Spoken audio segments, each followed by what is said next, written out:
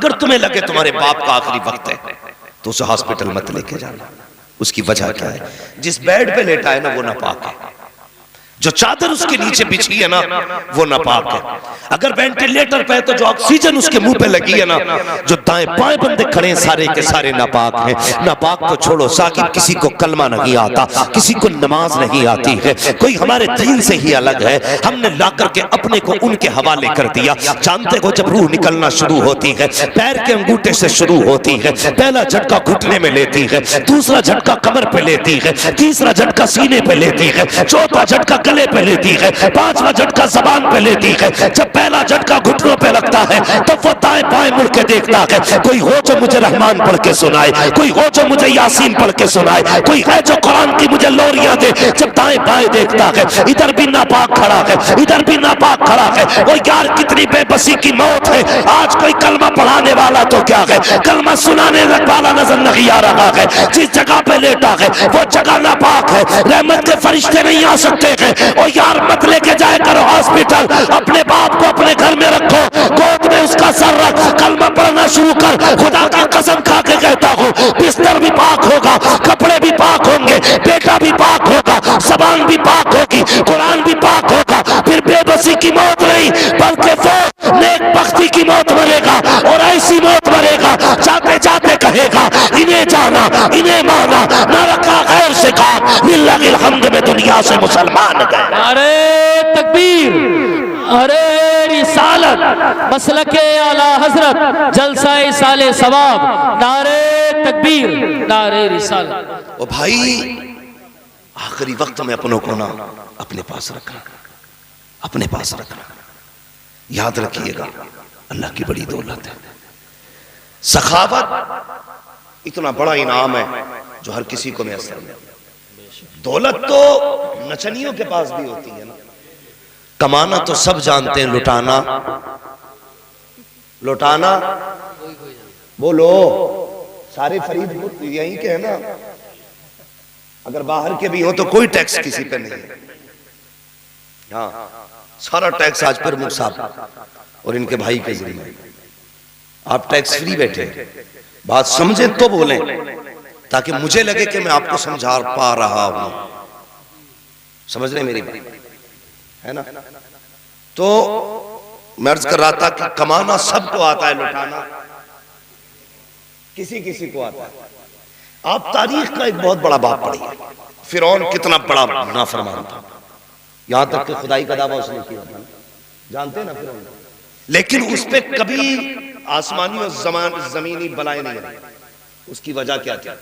मुफस्सरीन ने लिखा कि उसके दस्तरखान पे रोजाना बेशुमार लोग खाना खाते थे। किसके? फिरौन के।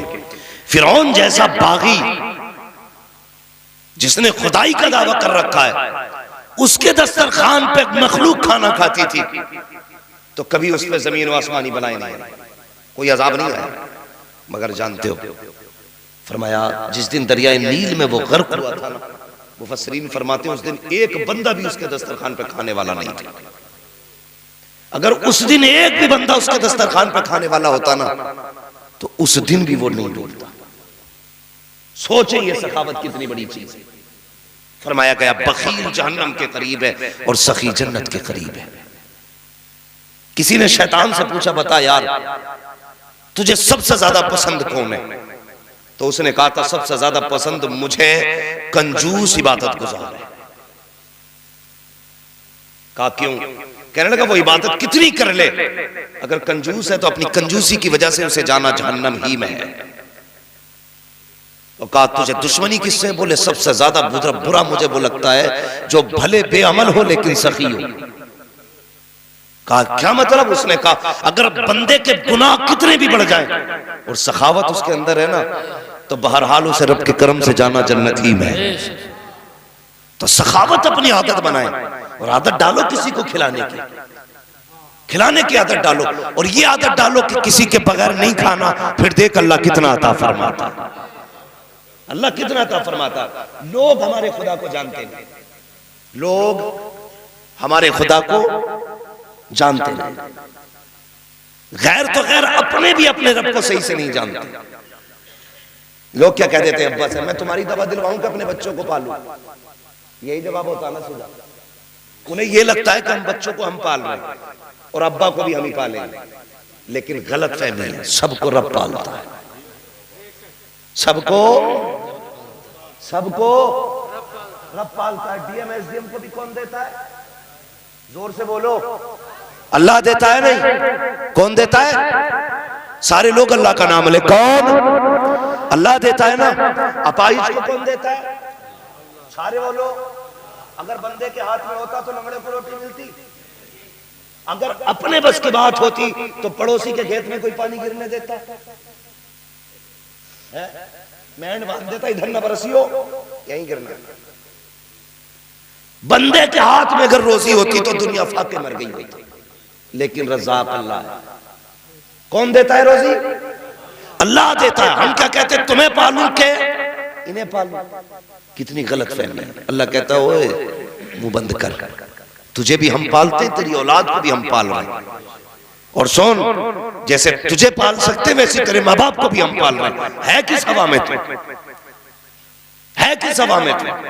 उससे लेना सीखो। जानता नहीं कोई रब को, रब कितना करीब है, सोच भी नहीं सकते।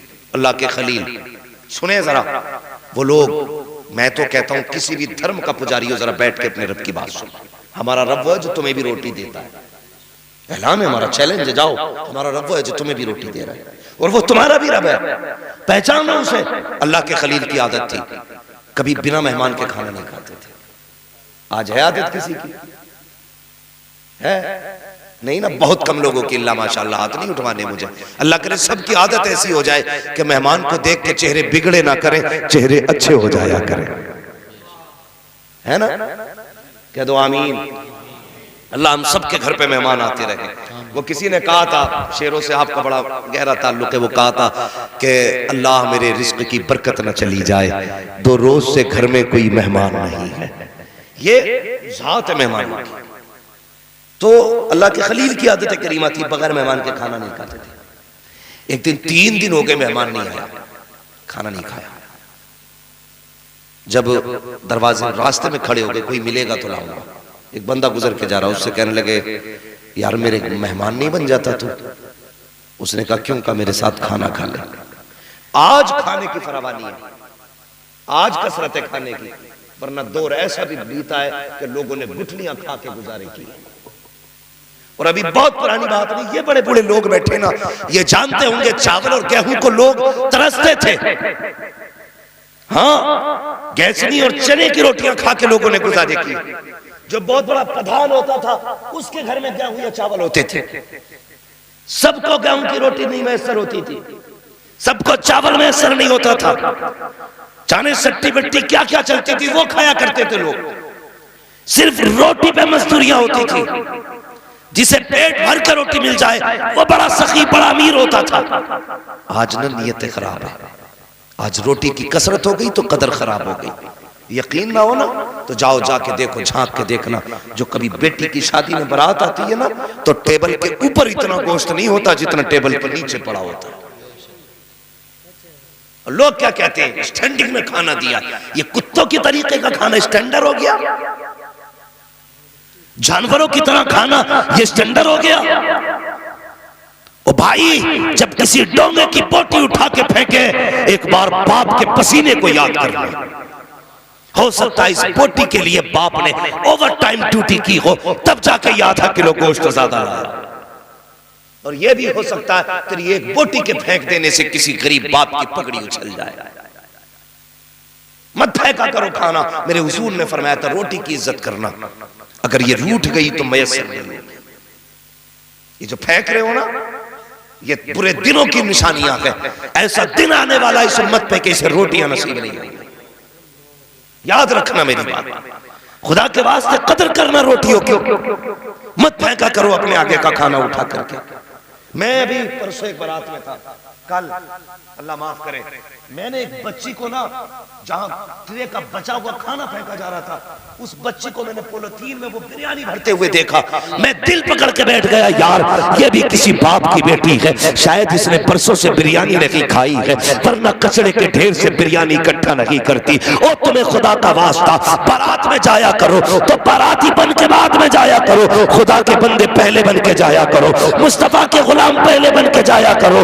तुम जो खाना फेंक रहे हो, अगर वो खाना सही तरीके से किसी गरीब के दस्तरखान तक पहुंच गया, शायद किसी के बच्चे पल जाएंगे, किसी के घर का खर्चा चल जाएगा। और तुझे क्या पता है, जब तेरे गोश्त की खुशबू निकल के पड़ोसी के बच्चों की नाक तक जाती है और पड़ोस के बच्चे कहते हैं अब्बा जो खाना फला के घर बन रहा है ये हमारे घर कब बनेगा, जो गोश्त की खुशबू फला से आ रही है हमारे घर से कब आएगी, बकरा ईद आने वाली है। तुम्हें खुदा का वास्ता किसी ऐसे बंदे के घर बोटी मत देना जिसके यहाँ कुर्बानी हो गई हो, अगर देना तो उसके घर देना जिसके घर साल भर से गोश्त न बना हो, 6 महीने से जिसने गोश्त न देखा हो, जिसके बेटों ने 8 दिन से कहा हो अब्बा बोटी कब मिलेगी, तब उसके बाप ने कहा था बेटे बकरा ईद आने वाली है, हो सकता कोई खुदा का बंदा हमारे घर बोटियां भेज दे। और तुम्हें खुदा का वास्ता किसी के घर भी रस्मन 4 बोटी मत भेजना, इतना भेज देना कि घर वालों का पेट भर जाए, इतना मत देना कि तेरी बोटियों को लेकर के गरीब के बच्चों में झगड़ा हो जाए, किसी के घर के अंदर ना इत्तेफाकी पैदा हो जाए। अगर तुझे खुदा रसूल से प्यार है इतना दे देना उसके बच्चे पेट भर के खाए, और जब लेके हाथ उठा के कहे अल्लाह जिसने हमारा पेट भराया है तू उसकी नस्लों का पेट भरा दे। मैं नहीं जानता दुनिया क्या कहेगी, ईमान कहता है कोई दुआ करे ना करे, गुंबद खज़रा से मुस्तफा तुमको दुआएं देने लग जाए। बेशक सुभान अल्लाह। नारे तकबीर, नारे रिसालत, मसलके आला हजरत, जलसाए साले सवाब, नारे तकबीर। आ रही है बकरा ईद, हम लोग तो रस्मन देते क्या ना भाई, बोटी दिया खाला के घर, और खाला का फ्रिज पहले से भरा पड़ा है, मामू के घर दे के आओ, मामू ने पहले पूरा एक कटरा पैक कर रखा फ्रिज में। वो गरीब जिन्हें साल भर से पेट भर के गोश्त नहीं मिला, जिनके बकरा ईद के दिन भी घर में दाल बनती है, जिसकी पड़ोस में बकरा ईद के दिन दाल बने, मुझे बताओ वो खुदा को क्या जवाब दे। यही कि काटा मैंने था, पाए श्री मैंने 15 दिन तक खाए थे, इसे बकरा ईद कहते हो? 8 दिन फ्रिज में रख के खाते हो, कहते हो ये इबादत की है? इबादत ये नहीं थी यार, सबसे बड़ी इबादत तो ये थी कुर्बानी तूने की थी। पहली बोटी निकल के किसी गरीब के दस्तरखान पे जाती, उसका बच्चों का पेट भर जाता, तेरी ईद हो जाती, उनकी भी ईद हो जाती। ये काम करेंगे इंशाअल्लाह। ये जो रस्मन 4 बोटी प्लेट में रख के देते हो दोगे, इतना देना जिससे भला पूरा हो जाए। कई बार ना ऐसा होता है हजरत, लोग ना मीठा तकसीम करते हैं, तुझसे किसने कहा जबरदस्ती मीठा बांटा, किसने कहा तुझसे? 3 लड्डू भेज दिए, घर में 5 आदमी, 5 बच्चे किसी के, और तुमने 5 लड्डू भेज दिए या 4 भेज दिए, तो बच्चे तो बच्चे ही होते हैं ना। सोचा करें जरा, ये छोटी बातें हैं लेकिन ये बातें बड़ी हैं। आपने 4 लड्डू भेज दिए, 5 बच्चे किसी के, वो माँ बाप क्या करेंगे जिनके 5 बच्चे, तुमने 3 लड्डू दिए? तो लड़ते बच्चे, नहीं मुझे खाना, नहीं मुझे खाना। तूने खुशी तकसीम नहीं की, तूने अपनी खुशी से किसी के घर में आग लगाई। तुझसे किसने कहा था 3 लड्डू लेके आ? अरे खुद ही खा लेता घर में बैठ के, कम से कम गरीब के घर में आग तो नहीं लगती। मैं जानता हूं 3-3 बोटियां थैली में बांध के बांटी जाती है। क्या करेगा गरीब 3 बोटियों का? 5 बोटियों का क्या करेगा? तेरा बकरा ईद में पेट नहीं भरा? याद रखो, ये मसला भी याद रखना, जो गोश्त खाने के लिए से कुर्बानी करता है उसकी कुर्बानी नहीं होती। सिर्फ अल्लाह की रजा के लिए कुर्बानी करो। और ये भी याद रखना, 7 हिस्से जानवर में जिसमें होते हैं, अगर एक हिस्से वाले की नियत गोश्त की हो तो बाकी 6 की भी खराब हो जाती है। बहुत होश से कुर्बानी करनी है, और जरूरी नहीं है कि तू 8-80 हजार का बकरा ला के बांधे तमाशा बनाए। कुर्बानी का मतलब तमाशा नहीं है, कुर्बानी अल्लाह रसूल की रजा के लिए होनी चाहिए। करेंगे इंशाअल्लाह, गरीबों का हिस्सा रखेंगे। ये ख्याल करें, कुछ ऐसे भी लोग हमारे समाज में जिनके घर 8-8 दिन से गोश्त नहीं आया, शायद इसी बकरीद का इंतजार करो। मेरे हुजूर ने कितना प्यारा इस्लाम दिया, कितना प्यारा दीन दिया। फरमाया खबरदार, या तो इतना पकाओ कि पड़ोस में भी दो, वरना ऐसे पकाना कि तेरे गोश्त की खुशबू तेरे पड़ोसी के बच्चों तक ना पहुंचे। फरमाया अगर अच्छी चीज लाया करो ना तो अपने बच्चों को खिला के उसके छिलके राह में मत डालना। कहीं गरीब के बच्चों की नजर पड़ गई ना और उन्होंने अपने बच्चों से सवाल कर दिया, वो गरीब ना दे सका तो बच्चों का सामना कैसे करेगा। ये है हमारा इस्लाम, ये है हमारा दीन, जो गोश्त और खाने की अच्छी ग़िज़ाओं को भी किसी को दिखा करके खिलाने की इजाजत नहीं देता, वो किसी को जलील करने की इजाजत कैसे दे सकता है। खुद सोचो जरा, हम अपने रब को नहीं पहचानते। अल्लाह के खलील खड़े, यार मेहमान बन जाना मेरा, मैंने 3 दिन से कुछ नहीं खाया, चल मैं तेरे साथ खाऊंगा। आया बंदा बैठ गया, आपने फरमाया चल। जैसे लुकमे के लिए हाथ उड़ाया, कहने लगे ठहर, पहले मेरे रब का नाम ले फिर खाना। पहले मेरे रब का नाम ले फिर खाना।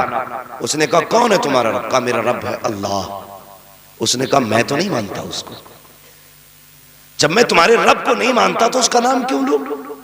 खिलाना तो खिलाओ वरना मैं जा रहा हूं। अल्लाह के खलील ने कहा नाम लेगा तो खागा वरना उठ। उसने लुकमा छोड़ दिया, उठ के चला। अभी निकला था जिब्रील आ गए, खलील क्यों भगा दिया तूने? कहा मालिक वो तेरा नाम नहीं ले रहा था और मेरा दोस्त है तू, मैं तेरा दोस्त हूं, मेरे दस्तरखान पे कोई तेरे नाम के बगैर खाए? ये हो ही नहीं सकता। मुझे गुस्सा आ गया, उसने तेरा नाम लेने से इनकार किया, मैंने उसे भगा दिया। रब ने फरमाया खलील तुझे पता है इसकी उम्र कितनी है? इसकी उम्र 70 साल है। ये 70 साल से हमारा नाम नहीं लेता है, हम उसे 70 साल से खिला रहे। क्या बात है। कभी हमने उसको नहीं मना किया, तूने उसको कैसे दस्तरखान से उठा दिया? रो दिए। मालिक तेरा क्या फैसला? फरमाया सुन, वो हमारा बंदा है, तू खाना बाद में खाएगा, पहले जिसे नाराज किया है उसे मना के ले गया। किससे कह रहा है अल्लाह? अपने खलील से। किसके लिए? ऐसे बंदे के लिए जो काफिर है, कलमा नहीं पढ़ता, खुदा को नहीं मानता। खलील पहले मना के ला। अल्लाह के खलील उठे हैं, जाके हाथ पकड़ा, यार राजी हो जा, लौट चल, वापस चल, मेरे साथ खा ले। उसने कहा मैं खा तो लूंगा लेकिन तुम्हारे रब का नाम नहीं लूंगा। आपने कहा तेरी मर्जी, मत ले मेरे रब का नाम, मगर चल खा ले। उसने कहा बता तो इब्राहिम, अभी तेवर बदले हुए थे, अब लहजा बदला हुआ है। बात क्या है? कल कह रहा था कि इसका नाम नहीं लेगा तो खाना नहीं दूंगा, अब क्यों आ गया बुलाने के लिए? रो के खलील ने कहा था, और जिस रब के नाम लेने से तो इनकार कर रहा है, उसी रब ने कहा है अगर खाना है पहले उसे मना के ला, अगर वो खाएगा तब खलील तू खाएगा। उसने इतना सुना, चीख निकली, कहने लगा वाह रे रब, जब मैं तुझे प्यार नहीं करता तो तू इतना प्यार करता है, अगर मैं तुझसे प्यार करूंगा तो तू कितना प्यार है। नारे तकबीर, नारे रिसालत, मसलके आला हजरत मुफ्ती हम्माद साहिब किबला, नारे तकबीर, नारे रिसालत। आवाज आती है दिल तो क्या चीज है, हम रूह में उतरे होते, तूने चाहा ही नहीं चाहने वालों की तरह। तूने चाहा ही नहीं चाहने वालों की तरह। अपने रब से रिश्ते मजबूत करो, वो इतना करीम है, अगर वो काफिर को टुकड़े दे सकता है तो तुझे नहीं देगा? राजी करो अल्लाह का। और एक बात और, आखिरी बात, वक्त बहुत ज्यादा हो रहा है भाई, सुने, अभी थके तो नहीं आप लोग? चले थोड़ी देर आ गया, जरा कह दे या रसूल अल्लाह, अल्लाह सलामत रखे। बस मैं अगली बात करने लगा। मैंने कहा था कि कभी कभी दुआएं बड़ी काम कर जाती हैं, जो काम दवाएं नहीं करती वो काम दुआएं कर जाती हैं। हाँ, कारी सलामत साहब ये उस जमीन से ताल्लुक रखते हैं जिसका इल्म से बड़ा गहरा ताल्लुक है। हाँ, हमारे पास एक बस्ती है अक्का, उस मिट्टी ने बड़े बड़े उलमा को जन्म दिया। हाँ, और बचपन से हमने उस जमीन की तारीखें पढ़ी भी हैं और सुनी भी है। मैं बड़ी बात कर रहा हूं, अक्का में अगर बदमाश भी हुए तो नमाजी। हाँ, बदमाश भी हुए तो नमाजी हुए, और नमाजी क्यों अपना जलाल है। लोग बताते हैं जिन्होंने देखा अपनी आंखों से, वो कहते हैं कि साहब अगर बदमाश भी थे तो नमाजी इतने पक्के थे, चोरी करके कहीं से भी आ रहे हैं तो मुसल्ला बगल में ही रहता था, कुरान शरीफ जेब में, मुसल्ला बगल में, कभी नमाज कज़ा नहीं हुई। और जब बंदा नियत बांध लेता था तो बड़ी बड़ी फौज में ताकत नहीं होती थी हाथ डालना जी, इसलिए कि दुनिया जानती है जब बंदा नमाज में आ जाता है तो फिर उसके आगे खड़ा हो जाता है जो सारी कायनात का हाथ, फिर किसी की औकात नहीं जो हाथ उठा सके। सुन रहे ना मेरी बात? तो मैं कह रहा हूं कभी कभी दुआएं वो काम कर जाती हैं जब दवाएं मेरे हुजूर की चौखट, हुजूर के गरीब से अभी आ गया। अल्लाह दिल बड़े करे। जो मैं कहना चाह रहा हूं अंदाज़े बयां मेरा बहुत शौक नहीं है, शायद कि उतर जाए तेरे दिल में मेरी बात। जो मैं कहना चाहता हूं नौजवानों, अल्लाह करे वो समझे आप और दिल बदल जाए, आज से दिल बदल जाए। हमारे दरवाजे पे तो फकीर आ जाए, पहले क्वालिटी चेक करते हैं, फिर देख के कहते हैं हट्टा कट्टा है, हाथ सलामत थे, भीख क्यों मांग रहा है। अगर तेरे दरवाजे पे कोई मांगने आ जाए, शुक्र अदा कर अल्लाह का, और ये सोच अल्लाह ने मुझे इसकी जगह पे खड़ा नहीं किया, तुझे रब उसकी जगह पे भी खड़ा कर सकता था, लेकिन तुझे इस लायक बनाया कि तू दे, तो शुक्र अदा कर। समझ रहे मेरी बात? शुक्र अदा करना, कभी किसी को धक्के ना देना, दिल मत दुखाना किसी का। मैं अर्ज कर रहा था दुआएं बड़ी चीज होती है। मेरे हुजूर की चौखट है, सरकार बैठे हैं, एक गरीब से आदमी हुजूर के आए। मेरे नबी का अखलाक इतना बुलंद, इतना बुलंद, हुजूर सबसे खैरियत पूछते थे, कहो क्या हाल है, खैरियत तो है, कैसी कट रही है। आज अल्लाह माफ करे, हमें मोबाइलों ने इतना अकेला कर दिया है। एक बिस्तर पे चार भाई भी अगर बैठे हो ना तो फुर्सत नहीं है चार भाई को दूसरे भाई से खैरियत पूछने, जो भी है ना हाथ में लिए बैठा। एक दस्तरखान पे भी उस वक्त तक मोबाइल चलता जब तक मुंह तक लुकमा ना आए।